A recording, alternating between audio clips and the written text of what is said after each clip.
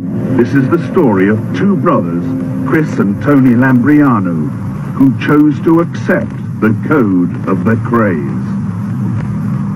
In the East End of London, you know, it's either you run with a pack or you fall down. And everybody was quite poor. But I mean, they were very family orientated. I mean, very, very staunch, together people. You must bear in mind, it's all families of brothers. You touch me and you've got 5 of my brothers. And that's how it more or less, all the families or people who got involved in big crime in the 60s and that, came from families of brothers. And that stands out, that'll always stand out, whatever way you look at it. You had the Krays, you had brothers in North London, you had the Richardson's side, you had so many families of brothers. That's where your strength was. And there was no chance of it, guys. I mean, we didn't go out for the day to the museum, and they took us to the Nick. We had to walk around Royal Scrubs. That's where you lot got wind up in. And I think that's how it was. Things were tough, and you had to steal what you got. I never got Christmas presents. I go out and nick them. So it was always there, and it's the way it had to be. I started stealing lead, stealing bits and pieces and things like that, and graduated up. And then eventually I got arrested for breaking and entering, and I went to an approved school. And I was there for 3 years. I came out of there, and it was almost like a university. I went to the public school, and then I went on to Borstal. Then I graduated from there to a young offenders institution, and from there I did 3 years at the Burn prison for safe blowing. So I mean, I was moving up the ladder and meeting different people all the time. What happened basically was the twins got to hear, through members of the firm, that we was up to something. And being the twins, they wanted some of the action. They knew. Their grapevine was second to none. Unbelievable. They got to everything that was going on. They're interested in. And I could get what I wanted, the way I wanted, by just being me. I could go along quietly, and I would have control of events. They were thoroughly professional. Oh, that's the way I saw them. And I really didn't want to get in that deep. Plus, I'd heard rumours about some of the things they were involved in, which I felt were going to draw an awful lot of heat. I didn't care about no one. Anyone trod on their toes, they'd go against them, and you knew that. And it was well known throughout London, throughout anywhere you went. People knew of them. And that attracted me, that side of it attracted me to them. I saw a lot of potential using them to get for our own benefits as well, obviously. And it worked. Tony was very much part of them, and liked it as well. And I was very, very fearful for him, to be honest. One day I gave one of the Kray associates a lift. And how are you doing, Chris? I said, I'm doing okay. He dropped me off from the Blind Beggar, he dropped me off at my house. Within half an hour, he was back at my house saying, well, the Krays wanted to see me, as Tony was with them. I thought, oh my God, you know, this is one I can't get out of. I don't really want to meet him. But Tony was there with him, you see, so yeah, okay, I'll go down there, and that was how I really got involved. The Lambrianou brothers quickly found that across the country, association with the Krays name could be highly profitable, especially when it came to collecting the money from those they claimed to be protecting. I thought it better to be in London. At least I was in the camp. And my brother would come down mostly weekends. During the week he'd be up the north, wherever he was, Nottingham, Birmingham, Manchester. And if he'd come up, he'd call me up, I'd come up. And if he would be down, I'd bring him down. And this is how, virtually, we stepped into the McVie murder. The Regency Club in Stoke Newington was a frequent haunt of the Kray twins. One fateful night in autumn 1967, the Lambrianou brothers went there with some friends.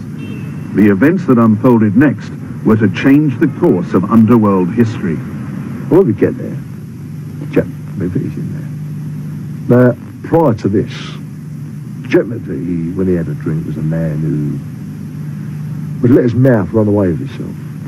He'd pretend to phone them up. But people, But he wasn't phoning no one up. This is just the way that Jack was. He had to have a dig.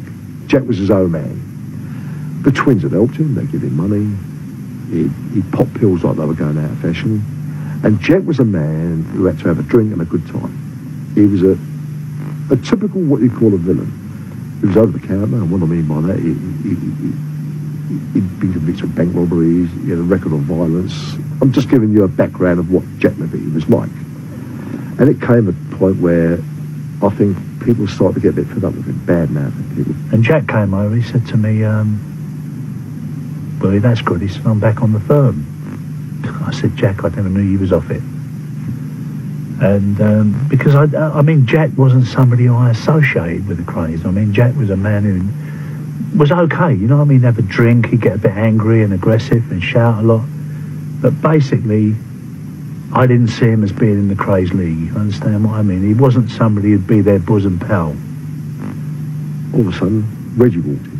Now, right away I knew something was wrong. The way Reggie was reacting. We'd all been drinking that night. But he wasn't the man that I left in the pub. There's something had gone on to change because he was biting his lips, Reggie. He wasn't sure. I always got the opinion he wasn't sure what was going on. And he said, who's downstairs? So I said, well, it's me, Chris, and nice. Check that down. I went, yeah. And he bit his lip. I come upstairs to get a pack of cigarettes out of the machine, and Tony Davies walking towards me, the club owner. And he says to me, there's a party down at Long Carroll's. So we go down to Long Carroll's house, which is Nevering Road, and we're having a bit of a joke on the way down. Then we go in, and we go down the stairs, and Jack goes running in the room, where's the party, where's the party? When I walk in the room, I see Ronnie over in the corner, watching television. It always stood in my mind because Henry Cooper is about to have a return fight with Kray, or an early at the time, and they were watching it on the box. And the next thing, Ronnie pushed past me, went over to Tony, and he hit Jack on the eye of a glass, a gin glass, the glass it was, and he cut him under the left eye. But the next thing that happened, Reggie got a knife in his hand. And Hart pinned him for some reason, got hold of him. And he let him go, and Reggie tried to shoot him. But the gun failed to go off. It was a 32 Moors. It was a brand new one. Come on, I mean, I don't believe this is happening.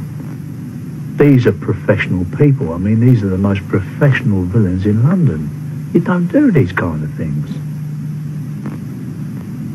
Oh, what have I got myself involved in here? And I said to, I think it was Connie White, I said, Connie, I don't want no part of this. This is so out of order. And Ronnie Kray came out and he said, what's the matter with Chris? And Connie said he didn't come down here for this. In the meantime, Jack jumped up, and this is what exactly happened. He walked over to the window and he punched the window. And the words he said were this, who do they think they are? And he punched the window in timber. And for the first time I was scared. That's what I really felt. I've never told anybody that. And in some ways I felt a coward. There was a part of me wanting to run in and just help the guy out. And a part of me held back because Tony was there, and I mean, I didn't know what he knew or what he didn't know. So I'm really on the horns of a dilemma, you know. Whichever way I turn, I mean, I've got a sword hanging over my head. When the gunfire got, I thought that would be it. But then again, I look back on it, and I think myself, he had to go. You couldn't leave him free now. We'd set him up. We'd put him in the middle. There was no way out. Whatever way it did, he's going to have to go. So Connie Whitehead said, come on, Chris. Took me home in his car, and he drops me at the old man's house. And Connie and I had done Warstall together. He said to me, Chris, don't go back. Whatever you do not go back to their house. I said, Connie, what about Tony? I said, forget about Tony. Tony will be all right. Do not go back.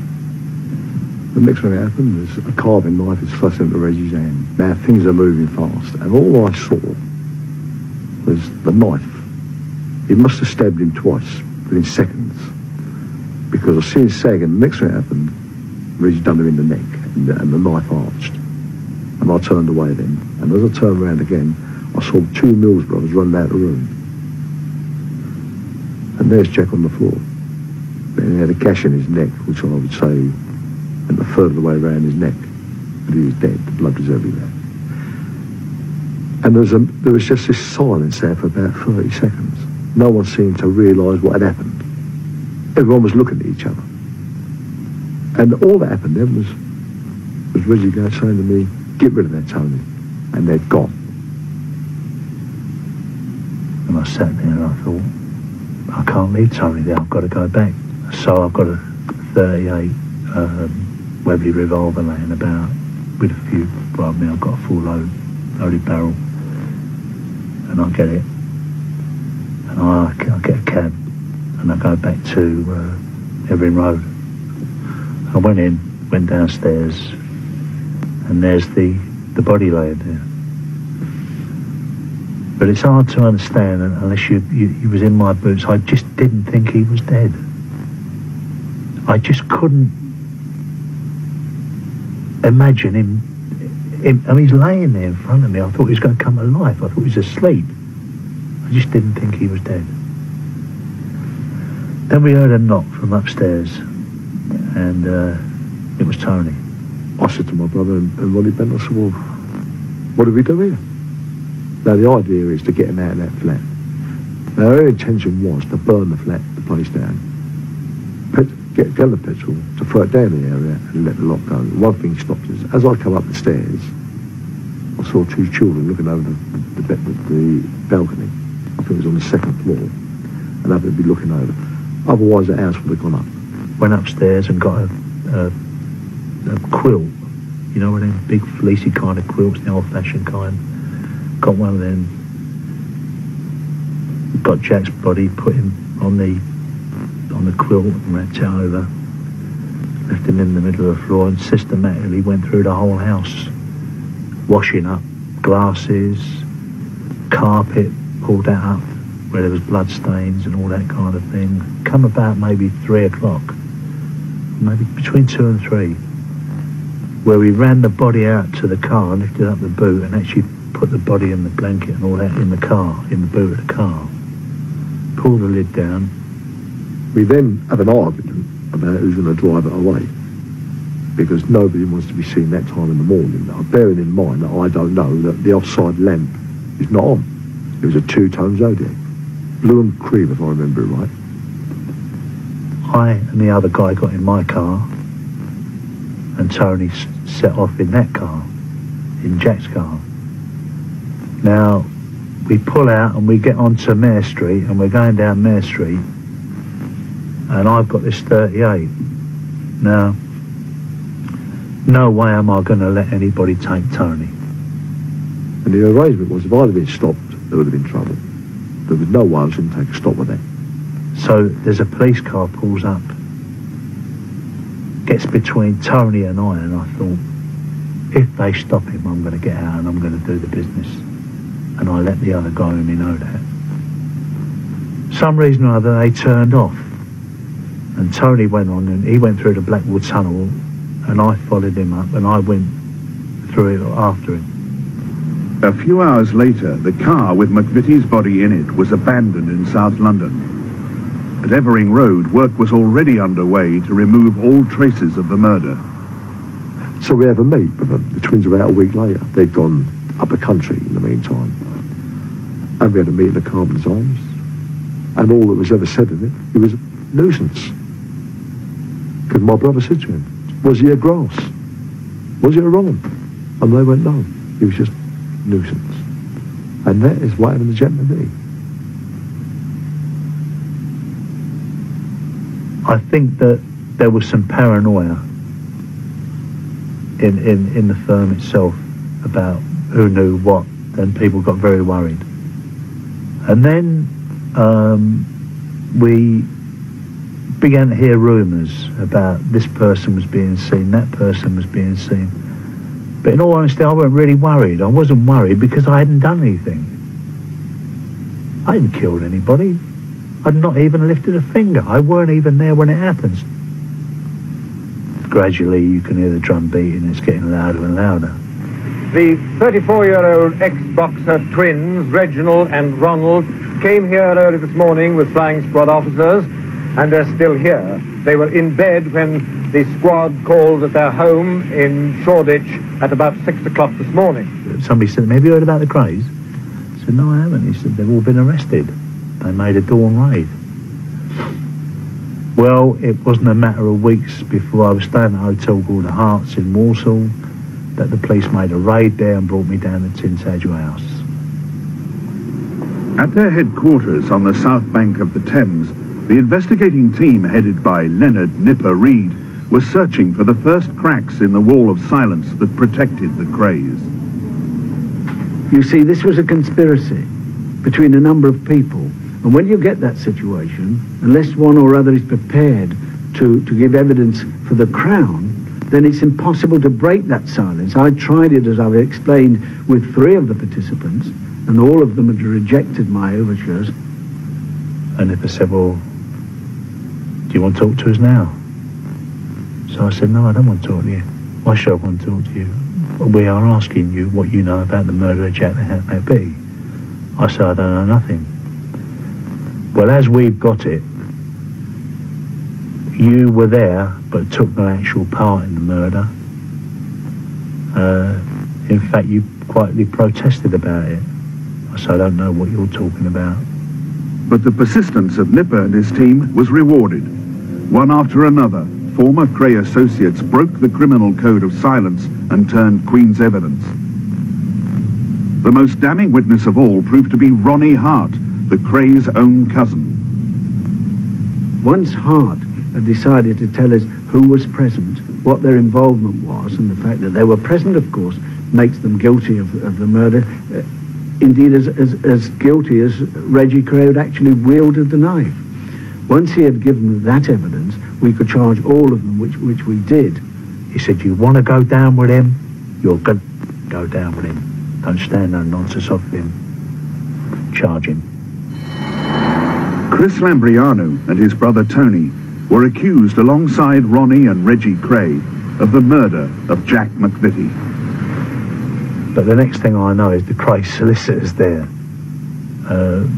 Freely and Ralph Imes.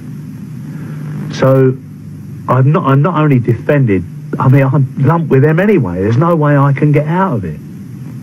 If I want to change solicitors, I'm going to offend them. You understand what I mean? So really, there was no way of even fighting the case. And really, I mean, there were in many respects, anything you said to defend yourself put them in a very, very bad position. So invariably, we said nothing. As far as the twins are concerned, it didn't happen. We can't be seen to be saying something did happen when they're denying all knowledge of it. That's a nail in their coffin. And bearing in mind, we were with them. We were involved here. It's not our row, but we were involved. So we've got to sing with them, whether we like it or not. People have said to me many times, I wouldn't have done that. But they haven't got to look in the mirror. It's me who's got to look in the mirror at the end of the day. And I have to live with it. And I couldn't stand the thought that anything I said would help to convict men and put them down for that length of time. The joint defence failed. Ronald and Reginald Kray were sentenced to life with a recommendation that they should serve a minimum of 30 years. Chris and Tony Lambrianou were also sentenced to life. They didn't come out for 15 years. Jail is a pretty tough place, emotionally. There are very few people who don't cry. There are very few people that don't lose something, and invariably they lose themselves. And that is the reality. So you may look up to them people, but behind all that, the facade, you know, the reality is a lot different. Behind that person who's acting up is a mother who's crying, or a father in despair. You see, my first wife, I weren't the best of husbands. I cared more about other people than I actually cared about them and my young daughter. And I thought, who did I really love? Did I love my wife and my child? Or did I really love the Krays? Or did I love the honour of being part of the code? You understand what I'm saying? Well, it was too late to call back anything then, so I couldn't have any regrets on it. But there was a part I don't think I could ever change what I did. I did what I did, and I had to learn to live with it. But I thought, if I ever get the chance again, I'm never going to put anything else before it. And I never have. It was to cost me a hell of a lot more than they could ever give me. It cost me my family. My father died, my mother died. It cost me my brother. Look what happened to him. It was to wreck our families. But there's a sense of a pride in this, in as much as I stood with them at the end. I was in there when they were getting it, and I was there when it was getting dished out. What I'd like to know is the very people who sat up and done all the denouncing, who committed a lot of the acts of violence, were standing up there pointing the finger at them. And these were the very people who were dishing out violence and earning money out of it. I can live with what I did, you understand what I'm saying? I can live with the fact that I didn't send anybody to prison. I can live that I didn't stand up in the dock and throw stones at Ronnie and Reggie Kray, or Charlie, or any of the others that were there. I don't think I could have lived with myself if I'd have done it. I'd done some very naughty things in my time. Nobody'd ever thrown stones at me. What I don't understand is the whole glory and aura around. That's where I think it's gone wrong, because I've never done that. You can't promote it. You can't make it right. But it's like Al Capone in America. He's not what he was in the 30s. He's something different in the 90s. Or Lucky Luciano. He's a hero now. But never forget what he was. Never forget what we were. We weren't good men, but we weren't bad, evil men. We kept amongst ourselves, and that was the end of it. The only bad feeling I feel about the business, what happened to my brother Chris? He should never have got a day. I saw my father slave and come to different prisons all over the country because we were category A for 10 years and he had to live. And then I'd hear somebody say they saw my father crying outside the prison.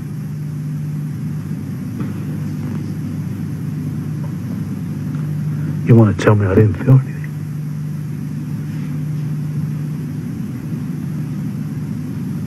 Of course. What I felt was ashamed. Ashamed. And I once said to one of the train robbers, the man I really respected, and one man I met in prison, I looked at him and I respected, was a man called Bobby Walsh.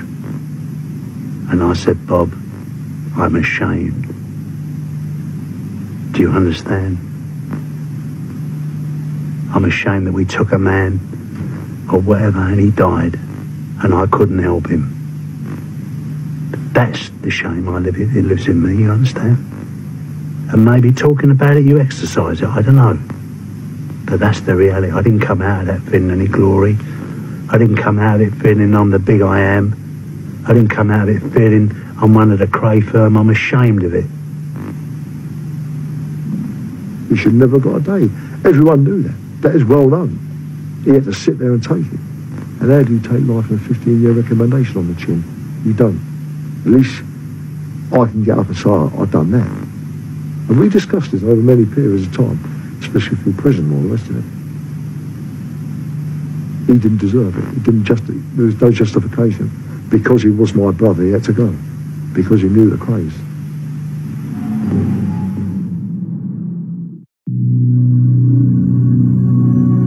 Thank you for watching. If you enjoyed the video, please join our Facebook group. It's called Krays Crime Lords of London. We're a friendly, moderated group with over 1,000 Kray and other celebrated gangster videos available for view. There's also thousands of images in the photos sections. The link for the group is in the YouTube description section. I hope we see you